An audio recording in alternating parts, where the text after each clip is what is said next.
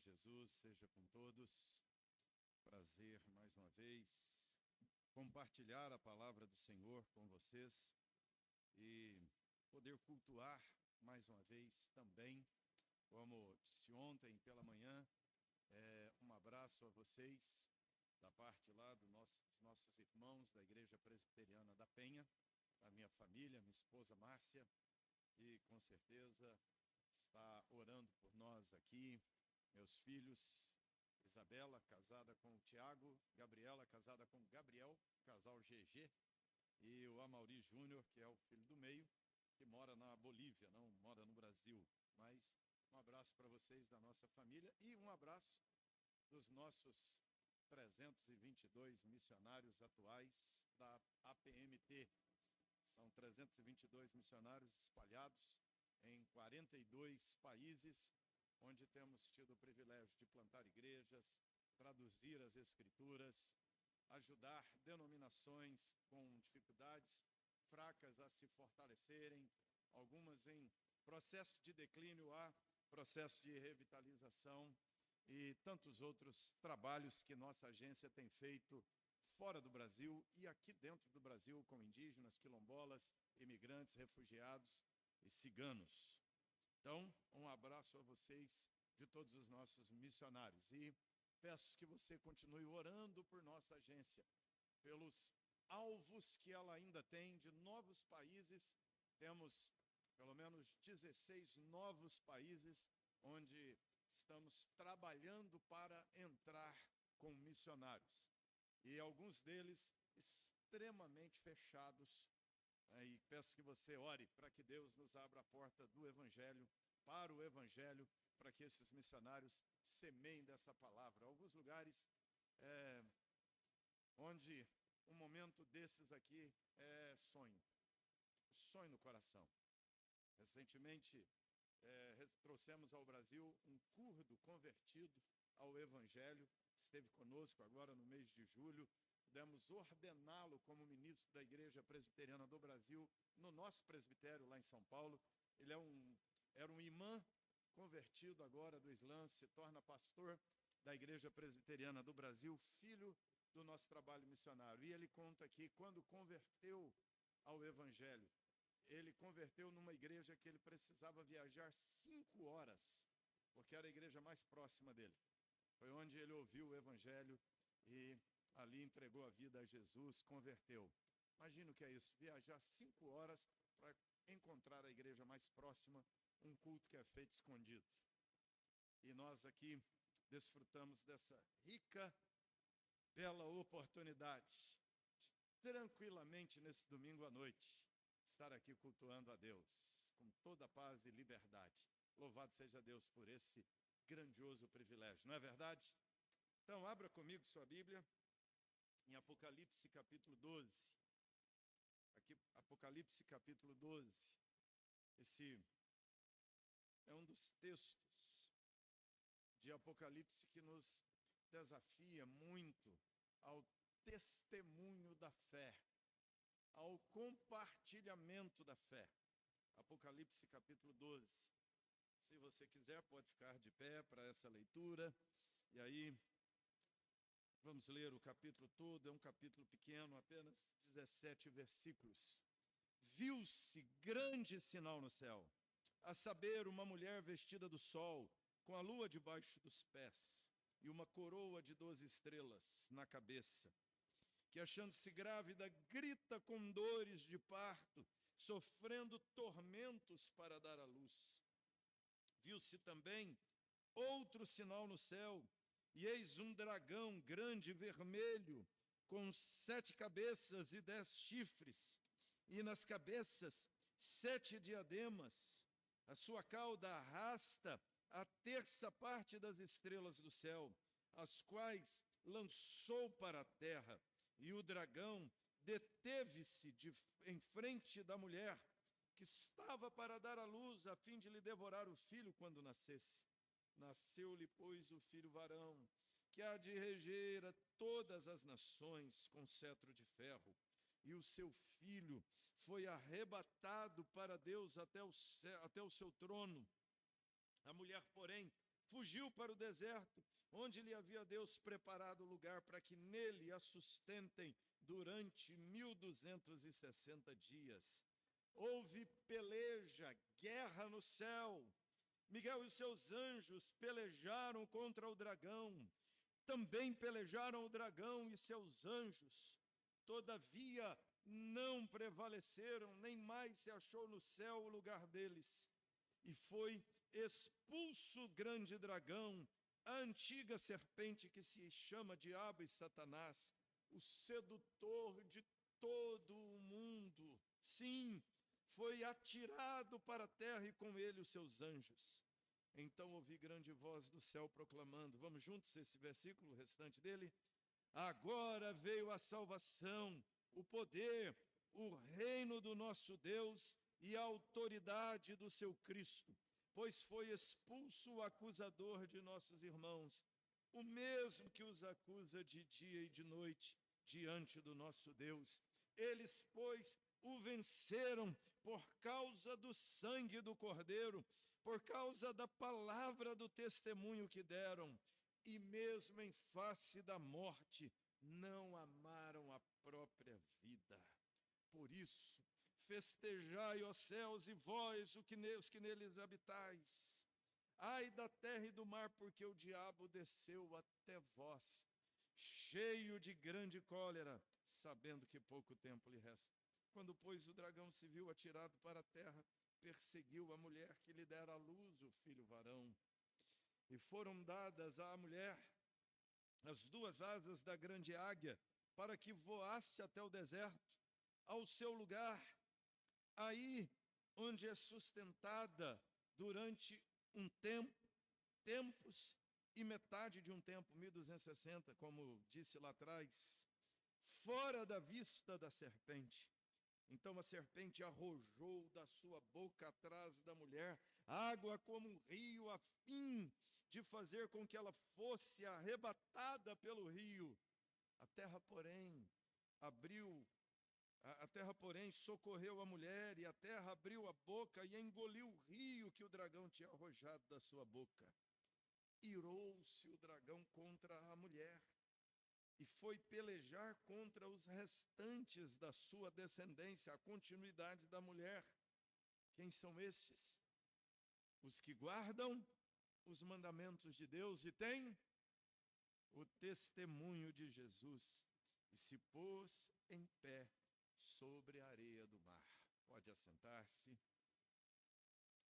Esse é exatamente um dos textos do meio de Apocalipse. O capítulo 11 e o capítulo 12 são meio. O capítulo 11, de 22 capítulos, o último dessa primeira metade, e o capítulo 12, o primeiro desta segunda metade do livro de Apocalipse. E sendo um livro do centro de Apocalipse, ele volta a contar agora de uma maneira diferente a história do nascimento de Jesus. Esse texto retroage ao que está acontecendo naquele momento, naquele tempo, naqueles dias. O Messias veio, o Messias se revelou, o Messias estabeleceu a sua igreja, o Messias treinou seus discípulos, e o Messias disse a eles: vão e façam discípulos de todas as nações. A igreja nasceu, a igreja cresce, a igreja avança, mas a igreja vive dias maus, dias complicados. A igreja vive dias de um massacre, de perseguição, de hostilidade, de um levante das trevas. A igreja vive dias de escândalos, de heresias, de falsos crentes, de falsos apóstolos, de falsos cultos. A igreja vive um tempo de desvios doutrinários. A igreja vive dias de martírio, de cristãos sendo mortos por causa de sua fé. E o próprio João, que é o último apóstolo vivo, e o único até o momento que não havia sido executado por causa do testemunho de Cristo. A igreja vive dias tenebrosos, e a sensação de alguns é que a igreja não sobreviveria, é que a igreja seria de fato exterminada pelo Império Romano.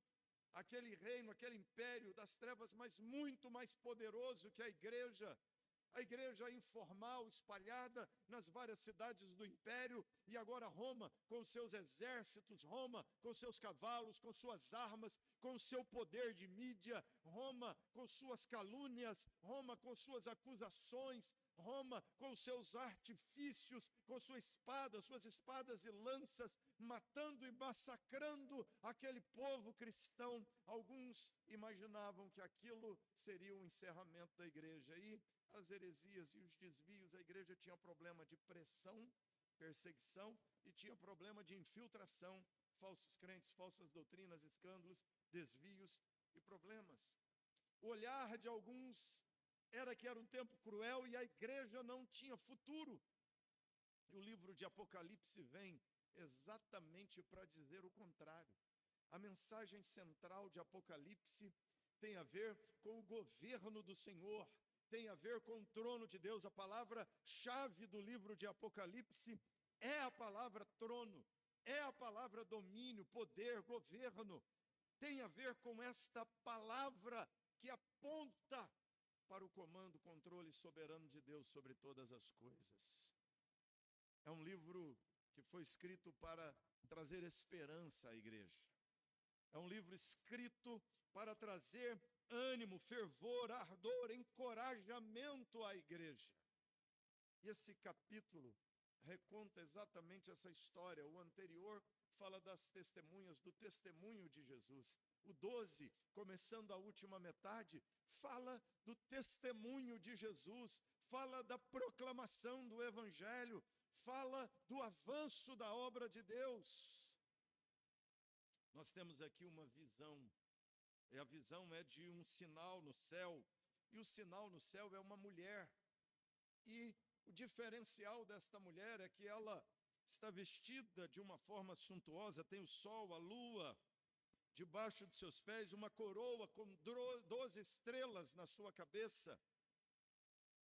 Quando ele fala dessa mulher grávida, ele está voltando ao Gênesis. Apocalipse é muito diretamente conectado com Gênesis. E aqui ele volta ao Gênesis, porque em Gênesis você se lembra que a cena da queda tem o seu ápice quando Deus diz ao homem e à mulher, fazendo uma promessa, que do ventre da mulher nasceria um filho varão que esmagaria a cabeça da serpente. A serpente é o sedutor, o governante do mundo, mas do ventre da mulher, de uma gravidez, de uma gestação de alguma mulher, um filho homem nasceria e esmagaria a cabeça da serpente. Então, você percebe que a partir daqui tem uma promessa e tem um povo que espera na promessa. Esses que esperam na promessa são povo de Deus, e cada mulher grávida é uma expectativa. Será o Messias? Eva engravida, acha que é. Caim mata o Abel, não é Caim. Ela tem 7, ela diz, Deus me deu outro descendente, ela acha que é ele, mas segue a linhagem. Até que você tem a família de Abraão. Na casa de Abraão, você tem José dizendo que viu o sol, a lua e 11 estrelas, cada uma à volta dele. E aqui a visão é essa, uma mulher vestida do sol, a lua debaixo dos pés, 12 estrelas à sua volta. Porque ali na visão de José é a nação de Israel, porque agora não é qualquer mulher grávida. Agora Deus já havia revelado a Abraão que um descendente dele haveria de ser o governante supremo. Então agora sabe-se que é da descendência de Abraão, que é da família de Israel, alguma mulher da tribo de Israel, de alguma tribo de Israel, dela nascerá o Messias. Essa mulher grávida, que é a humanidade, que é Israel, agora mais do que Israel, quando Jacó morre, ele profetiza que esse descendente viria da tribo de Judá. Agora não é a nação de Israel, a mulher grávida é Judá. Da tribo de Judá vem o Messias. Mais adiante não é a tribo inteira, é da linhagem de Davi. Deus diz a Davi que dele haveria de nascer o descendente que se assentaria no trono e cujo trono seria eterno. Não é Salomão, não é Roboão, não é Josafá, não é Ezequias. É alguém da linhagem de Davi. Até que você tem Maria grávida, e o anjo dizendo a ela que o filho de Maria é aquele que assenta no trono eterno e governa a história. Essa mulher grávida tem a ver com o nascimento de Jesus. Esse é o primeiro sinal. O segundo sinal é um dragão grande, vermelho. Esse dragão grande, vermelho, o próprio texto vai nos dizer que esse dragão é a antiga serpente. No versículo de número 9, e a antiga serpente é Satanás, aquele do Éden, de Gênesis. Esse é o sinal, a serpente e o descendente da mulher, o filho varão que esmagaria a cabeça da serpente. Esse é o sinal que é visto no céu. Esse sinal é o evangelho. Esse sinal é a pregação dessa palavra que você conhece. É o sinal para todos os povos, para todas as nações. É o sinal de Deus para a salvação de todo aquele que crê. É a mensagem do evangelho. É a velha mensagem pregada na hora da queda no Éden. Esse é o evangelho proclamado a Adão e Eva, é um evangelho proclamado a Sete, é o evangelho proclamado a Abraão, é o evangelho que está sendo pregado a nós. A serpente quer devorar o filho varão da mulher quando ele nascesse. Aí o texto diz que o filho varão foi arrebatado até o céu, e aí você tem uma cena no céu que é a guerra de Satanás, Satanás e seus anjos pelejando contra Miguel e seus anjos, e nessa queda de Satanás, como anjo de Deus, que lidera outros anjos, como um arcanjo de Deus, Miguel como outro arcanjo de Deus, há uma batalha, Satanás perde, é expulso do céu, lançado para a terra. E na terra, Satanás guerreia contra o povo de Deus, contra os crentes no Senhor Deus, contra os seguidores dessa esperança em Deus. O texto, então, termina com essa cena de Satanás na terra. Ele fica irado com a mulher, com aqueles de quem o Messias é o descendente, porque não pode mais destruir o descendente da mulher, porque ele foi arrebatado para Deus. Ele então persegue a mulher, mas Deus preserva a mulher para que ele não a devore, para que ele não a destrua, para que o rio que ele arrojou, não a engula, aquela multidão que é como uma torrente de água, não devore a mulher, ela não seja exterminada. Deus preserva o povo de cuja linhagem Jesus veio. E aí a cena final é: Satanás não pode destruir a mulher, mas ele se ira contra os descendentes da mulher. São os herdeiros da mesma fé que a mulher, que é o povo de Israel do Velho Testamento. O povo que tem a mesma fé, o povo que tem a mesma lei, o povo que tem a mesma crença daqueles que no Velho Testamento esperavam o Messias. O Messias veio, foi arrebatado a Deus, e agora tem aqueles que guardam os mandamentos de Deus e que têm em si o testemunho daquele que foi assunto aos céus e que de lá voltará um dia. Então, o dragão, a serpente, esse ser antigo do Éden, agora tem uma batalha, tem uma guerra contra esses crentes. Esse é um texto, irmãos, que tem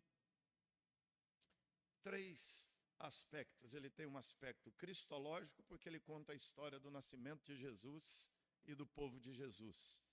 Esse texto tem um aspecto escatológico, porque o Apocalipse tem a sua dimensão escatológica. Ele fala tanto das coisas que eram como das coisas que haveriam de vir. E ele está aqui falando da batalha final. Ele está aqui falando de como será o desfecho da história. Então, ao descrever o fim da história, Apocalipse tem um aspecto escatológico. Mas esse texto tem também um terceiro aspecto que chamamos de polemológico. Ele é um texto que trata de polemologia. Cristologia é a doutrina de Cristo, escatologia é a doutrina das últimas coisas, polemologia é a doutrina, é o estudo das guerras. polêmica ou polema é a palavra usada aqui no texto quando ele diz que houve peleja, que houve guerra no céu, é a expressão polemos. E polemologia é a ciência que estuda as guerras, todas as guerras que a humanidade já teve. Mas quando nós estudamos todas as guerras, você percebe que as guerras antigas dos grandes impérios não são as guerras mais importantes da história humana. Quando você estuda as guerras, você vai perceber ou você perceberá que a Primeira Guerra Mundial não é a guerra mais grave que a humanidade enfrenta. A Segunda Guerra Mundial não é a pior de todas as guerras. A guerra da Ucrânia e Rússia, a guerra ali, ou até mesmo uma Terceira Guerra Mundial, não é a guerra mais importante que se vive, ou a guerra de Israel contra o Hamas, não são as guerras mais importantes, ainda que venha uma terceira, não é a mais importante. A mais importante de todas as guerras é essa guerra chamada batalha espiritual, descrita por Paulo em Efésios 6. A nossa luta, a nossa guerra não é contra carne e sangue, é contra Satanás. E nós estamos no meio de uma batalha espiritual. E realizar missões, pregar o evangelho é uma guerra espiritual, porque o texto termina dizendo que Satanás se levanta contra aqueles que têm o testemunho de Jesus. Então, preste atenção nisso. Você tem o testemunho de Jesus? Tem? Tem? Então, contra quem que Satanás se levantou aqui no texto? Ele foi guerrear contra quem? Contra quem tem o testemunho de Cristo. Você tem o testemunho? Então, contra quem o diabo está guerreando nesse momento? Com quem Satanás está preocupado nesse momento da história? Você acha que Satanás está preocupado com a ONU? Você acha que Satanás está preocupado com a Rússia? Você acha que Satanás está preocupado com os Estados Unidos? Com a OMS? Ou ele está preocupado com o Banco Mundial? Não. O levante de Satanás nessa terra é contra a igreja do Senhor Jesus. É contra o povo de Deus, para que o povo de Deus não testemunhe de Jesus. O maior trabalho de Satanás é se levantar e calar a boca da igreja, cercear o testemunho da igreja. E aqui nesse texto, irmãos, nós temos conceitos, conclusões preciosas que podemos tirar acerca dessa batalha espiritual. O que o Apocalipse quer não é nos falar do terror da guerra, das dores da guerra, do pânico da guerra. O que Apocalipse quer apresentar a nós é a realidade da guerra. Estamos no meio de uma guerra, mas nessa guerra somos mais que vencedores por meio de Jesus. Então esse texto tem aqui, podemos dizer, em primeiro lugar, a afirmação da vitória das obras de Deus sobre as obras do mal. Nós temos aqui a afirmação da vitória de Deus, ou a vitória das obras de Deus sobre as obras do mal. Nós temos que entender isso. Vivemos num mundo onde há muitas obras do mal. Vivemos num mundo que, como dizem as Escrituras, ele jaz no maligno. Então, viver nesse mundo nos possibilita todos os dias ver as mazelas da humanidade, ver as manifestações claras das trevas. Viver nesse mundo nos possibilita todos os dias ver as injustiças, ver a violência, ver o caos, ver a loucura humana.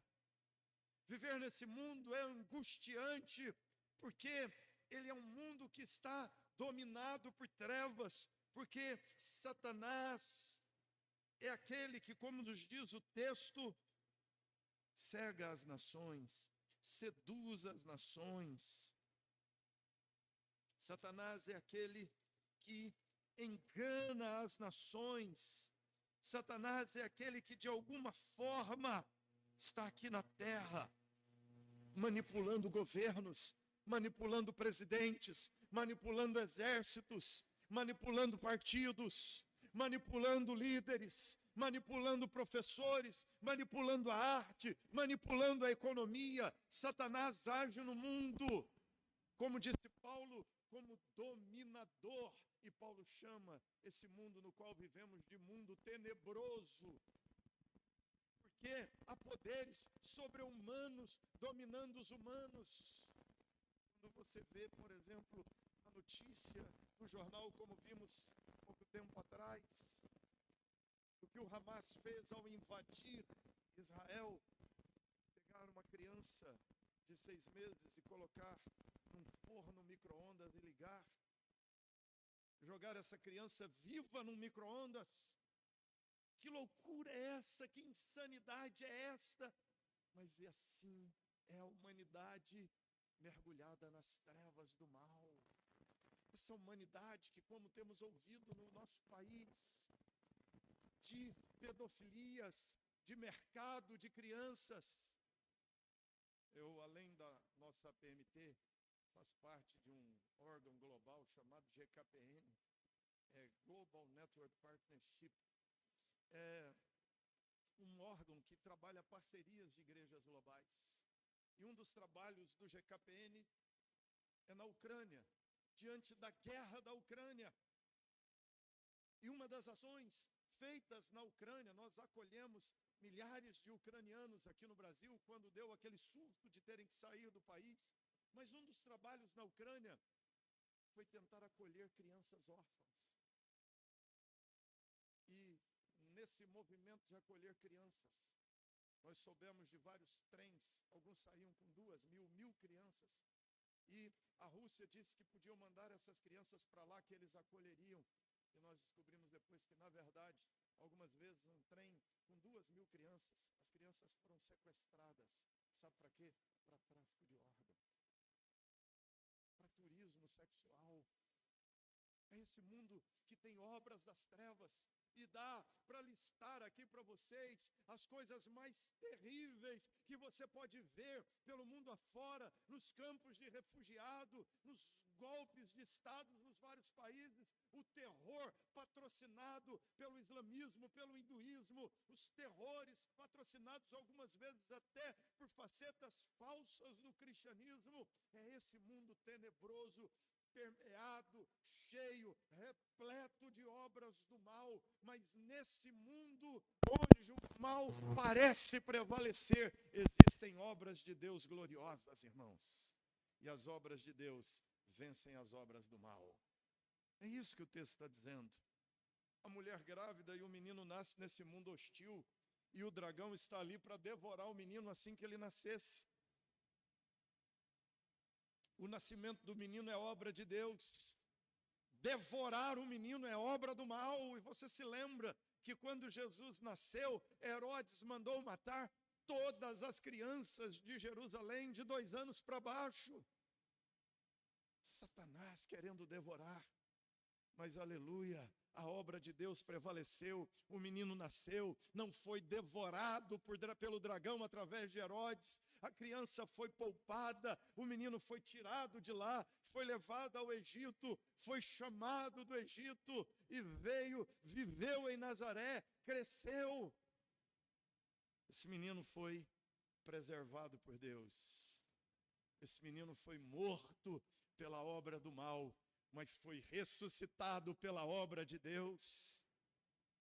A mulher que dá à luz ao filho varão, Satanás arroja um rio para devorar. Mas o texto diz que a terra abre a boca e engole o rio que Satanás jorra para devorar a mulher. Ou seja, o dragão tenta destruir o povo de onde o menino veio, mas Deus preserva o povo. O texto nos diz que Satanás lutou, pelejou no céu, guerreou, patrocinou um motim, uma revolução. Ele tenta ser Deus, ser aquele ser glorioso dos céus, e houve uma guerra no céu, mas Satanás perde, guerreia, Satanás e seus anjos, Miguel e seus anjos derrotam Satanás e os seus anjos, ou seja, toda obra do mal é anulada por uma obra de Deus. Então, irmãos, a história que nós estamos vivendo é a história da vitória das obras de Deus sobre as obras do mal. Vivemos num mundo que tem muita obra do mal, mas nesse mundo a esperança é a obra de Deus. A igreja é obra de Deus e Jesus disse: eu edificarei a minha igreja e as portas do inferno não prevalecerão contra ela. Deixa eu te falar uma coisa. Nós vivemos uma terrível batalha espiritual, mas a existência da igreja não está ameaçada. A igreja não está em estado de derrota. A noiva de Cristo, pelo mundo afora, vai bem, louvado seja Deus. Sabe por quê? Porque ela é obra de Deus. E as portas do inferno não podem prevalecer contra a obra de Deus. E presta atenção, tem gente que lê esse texto e fica imaginando a porta da igreja, não é? O texto não fala nada de porta da igreja. De que porta fala? A porta do inferno. Então é a igreja ativa, é a igreja no ataque, é a igreja invadindo o território de Satanás, saqueando o território de Satanás e resgatando vidas. É a obra de Deus crescendo, é a obra de Deus avançando, é a obra de Deus espalhada pelo mundo, avançando e o evangelho prevalecendo de maneira gloriosa pelo mundo afora, irmãos. Preste atenção nisso. A obra de Deus é a vitória da obra de Deus sobre a obra do mal. Um dos países mais fechados, mais difíceis de se evangelizar no mundo é o Egito. 96% da população é muçulmana. E o Egito é a capital intelectual do Islã. A maior universidade do mundo é a Universidade Islâmica do Cairo, com 450 mil alunos. E lá eles formam advogados, médicos, engenheiros, profissionais, professores de toda ordem, espalham pelo mundo afora para disseminar o Islã. Um país fechadíssimo, com uma igreja extremamente sofredora, que vinha encolhendo nos últimos anos, porque a igreja só podia ter cristãos, filhos de cristãos como novos cristãos, e muitos abandonaram o cristianismo, mas de repente Deus resolve derramar a graça dele naquele país e nós podemos ver como é a obra de Deus. Atualmente há milhares e milhares de muçulmanos convertendo a Cristo. Nós podemos dizer que há um avivamento acontecendo no Egito, mas obra de Deus. Sabe como foram muitas conversões? Como, por exemplo, de um irmão Abdala. Eu falei dele, acho que numa pergunta ontem. O Abdala tinha 9 esposas, era um imã muçulmano, converteu a Cristo. E dá para falar o nome dele porque depois que ele converteu a Cristo, ele começou a pregar abertamente o evangelho no seu país. Mas sabe como que ele converteu? Ele era líder de uma célula terrorista, com mais 4 outros líderes. E ele então decidiu que ia estudar a Bíblia para contestar os cristãos. Os poucos cristãos que havia na região dele, no interior do Egito. Ele foi estudar a Bíblia, estudou a Bíblia inteira durante um ano. Ele com os 3, um outro tinha mudado para a capital e havia convertido na igreja, na nossa igreja presbiteriana do Cairo. Eles não sabiam da conversão daquele que já estava orando por eles. E eles começam então a estudar a Bíblia, os 4 sozinhos ali, o outro convertido na capital. Sabe como que ele arrumou a Bíblia? Ele contou que ele foi comprar uma Bíblia na cidade, mas ele era um terrorista, líder da cidade. Quando ele chegava para procurar uma Bíblia, ninguém tinha Bíblia. Não achou Bíblia para comprar. Ele ficou na porta da igreja. Quando o primeiro crente saiu com a Bíblia na mão, ele meteu um revólver na cabeça do crente e disse: passa a Bíblia. Já pensou? O assaltante tomar a Bíblia? Ele roubou a Bíblia e levou. E durante um ano, folheou e estudou. E depois de um ano estudando as Escrituras, 4 terroristas estudando a Bíblia, chegaram a uma conclusão. A Bíblia está certa, o Alcorão, que é o livro do Islã, está errado. Ficaram super felizes e entusiasmados. Foram para a mesquita. Ele, o imã da mesquita, sentou na cadeira do imã e disse: hoje eu não lerei o Alcorão, hoje eu lerei o livro dos cristãos, a Bíblia para vocês. Começou a ler a Bíblia dentro da mesquita. E evangelizou. E naquele dia converteu um monte de gente. Sabe por quê? Porque enquanto ele lia, os colegas estavam com fuzil e metralhadora apontado para o povo. E no final ele fez um apelo: quem quer virar cristão aqui? Um monte de gente converteu. Alguns discordaram, saíram no braço, trocaram tiro. Foi uma confusão dentro da mesquita. Aí aquele que estava na capital ouviu falar da confusão, veio com um outro membro da igreja e foram discipular esses 4 novos convertidos. E ele de fato, irmãos, converteu e começou a pregar abertamente na porta da mesquita, de porta em porta, de casa em casa. Por causa disso, ele foi preso. Ficou 6 meses na cadeia. Na cadeia, ele evangelizou os 22 companheiros de cela que estavam com ele ali. 7 policiais trabalhavam naquela cadeia, ele evangelizou, os 7 converteram a Cristo.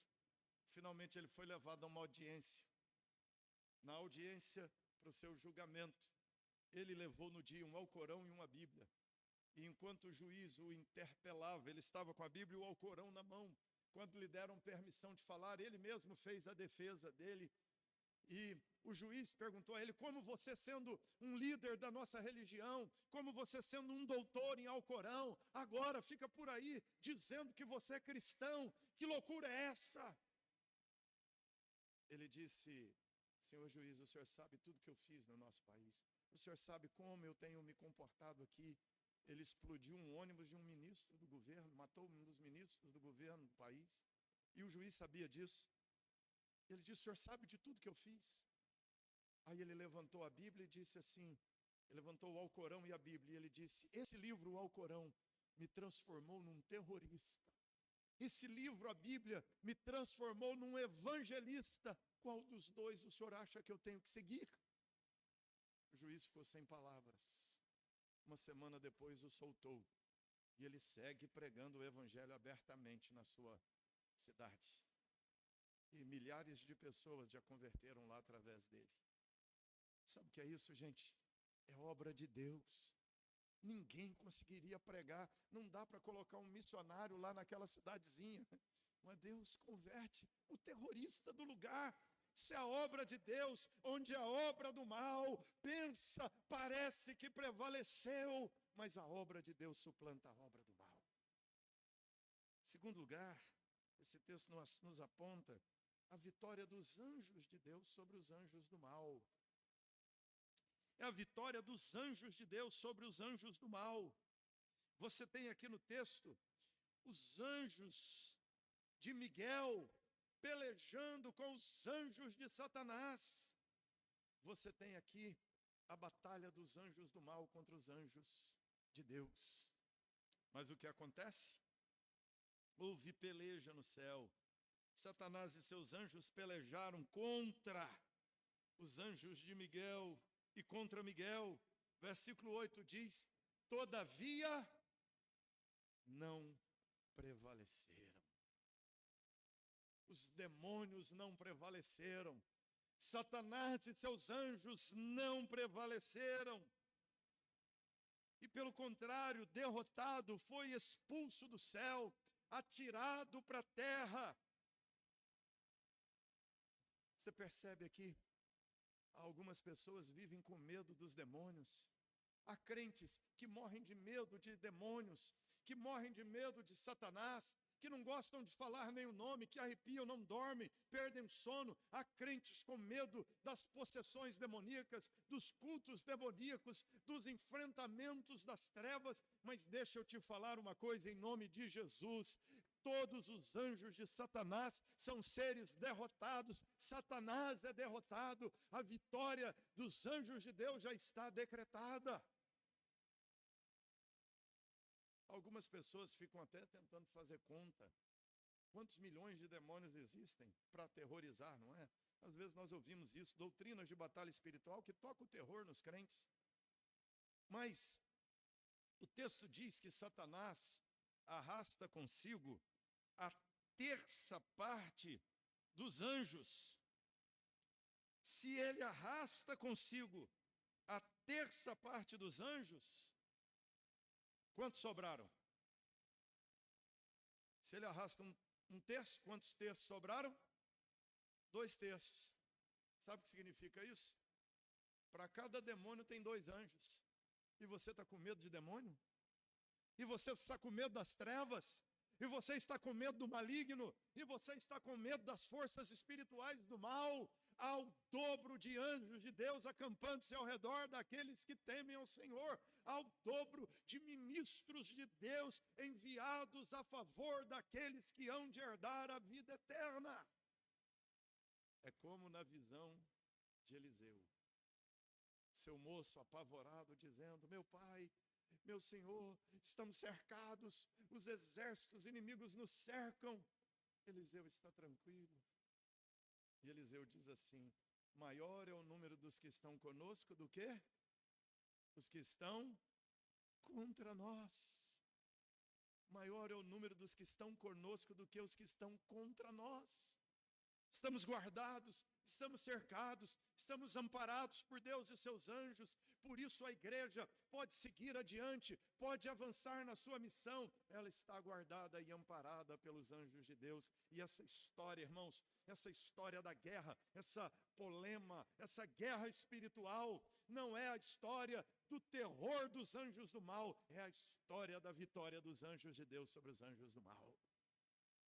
Pode dormir tranquilo, pode viver tranquilo, pode pregar tranquilo, pode ser igreja tranquilo, porque os anjos estão do nosso lado, a nosso favor, e maior é o número dos que estão conosco do que os que estão contra nós.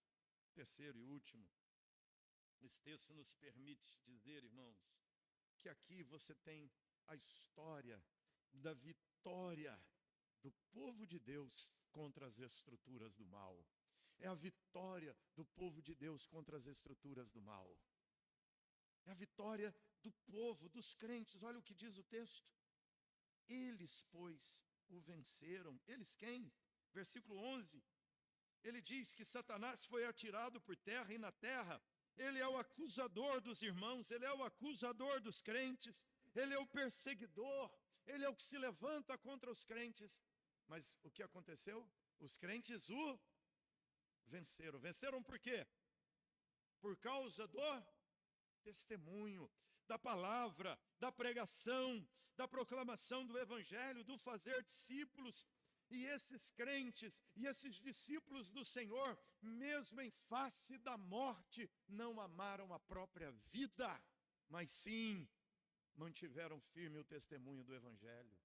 Então, irmãos, essa cena final do texto, que Satanás foi pelejar contra os restantes, os descendentes, a semente da mulher, que são os que guardam os mandamentos de Deus, que têm o testemunho de Jesus, é contra nós, é contra a igreja presbiteriana de Ananindeua, é contra os crentes de Belém, é contra os crentes do Pará, é contra a igreja brasileira, é contra a igreja do Senhor Jesus na face da terra, mas aqui nós temos a história da vitória do povo de Deus contra as estruturas do mal. A igreja do Senhor prevaleceu, a igreja do Senhor prevalecerá. Preste atenção, não é eles, pois, o vencerão, é eles, pois, o venceram.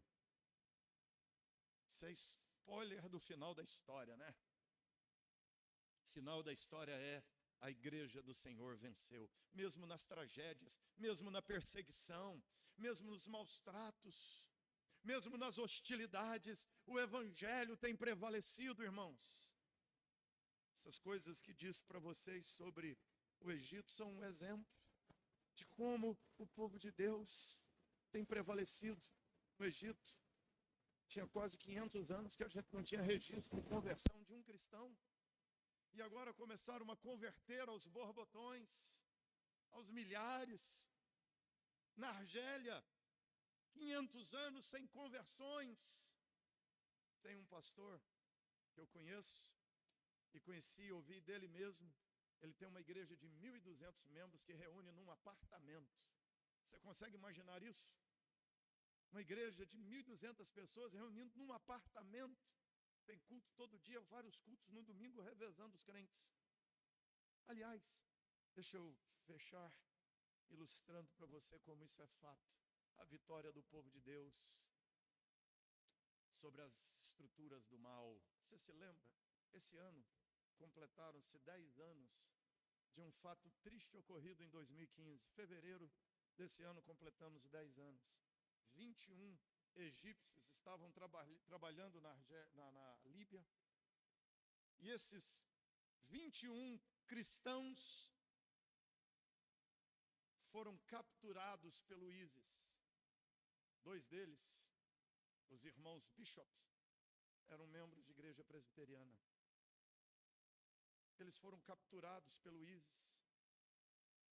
Se você procurar na internet, se você não viu, tem lá ainda um vídeo com os 21 ajoelhados no chão, com macacões alaranjados, um sujeito do Estado Islâmico fazendo o seu discurso com um facão na mão, e depois do discurso ele decapita cada um daqueles homens na frente das câmeras.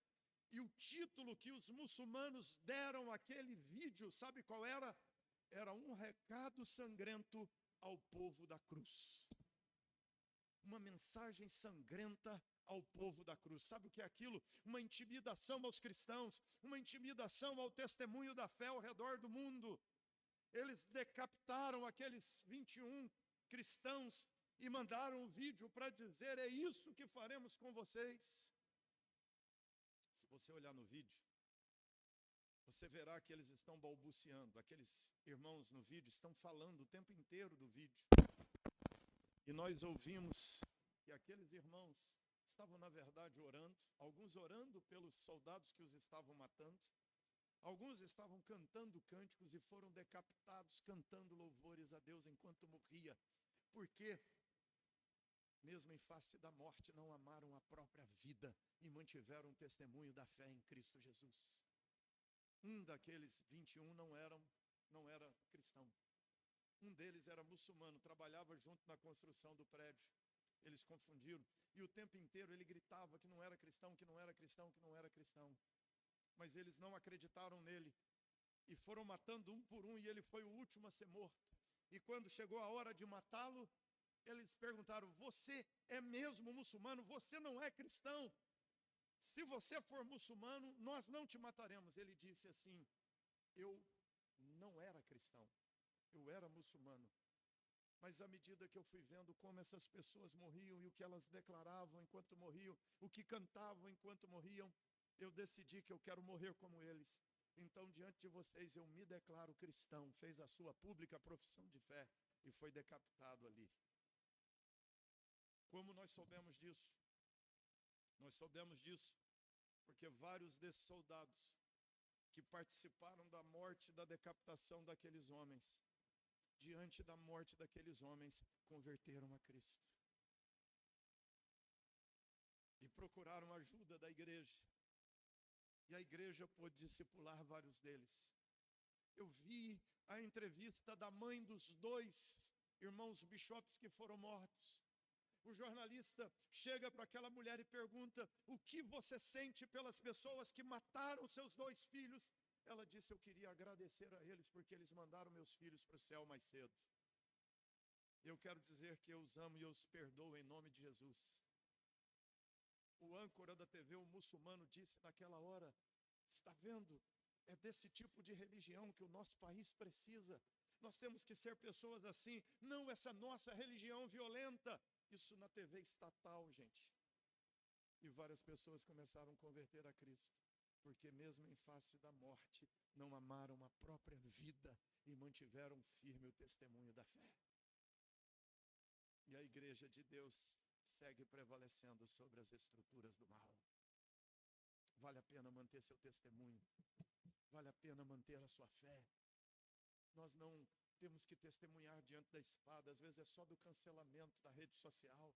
Às vezes é só da ridicularização dos amigos de escola. Às vezes é só diante da demissão no trabalho. Mas, meu irmão, minha irmã, não ame mais a sua vida que o testemunho de Jesus. Não ame mais a sua vida que o testemunho de Jesus. Ame mais o testemunho de Jesus que sua vida, e mesmo que você tenha que enfrentar a rejeição, a hostilidade ou a morte, mantenha firme, porque nós vencemos pelo testemunho da pregação do Evangelho. Eles, pois, o venceram. A vitória sobre das obras de Deus sobre as obras do mal. Vitória dos anjos de Deus sobre os anjos do mal. Vitória do povo de Deus contra as estruturas do mal nesse mundo. Essa é a história da batalha espiritual. E que Deus te abençoe e te ajude a entender que missões é uma guerra espiritual.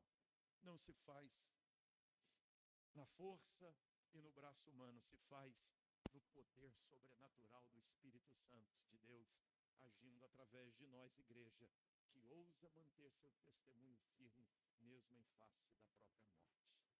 Deus te ajude. Se você não precisa morrer pelo Evangelho, você precisa viver pelo Evangelho de Cristo, nessa cidade onde Deus te colocou. Vamos falar com Deus mais uma vez? Queria que você fechasse seus olhos agora e orasse.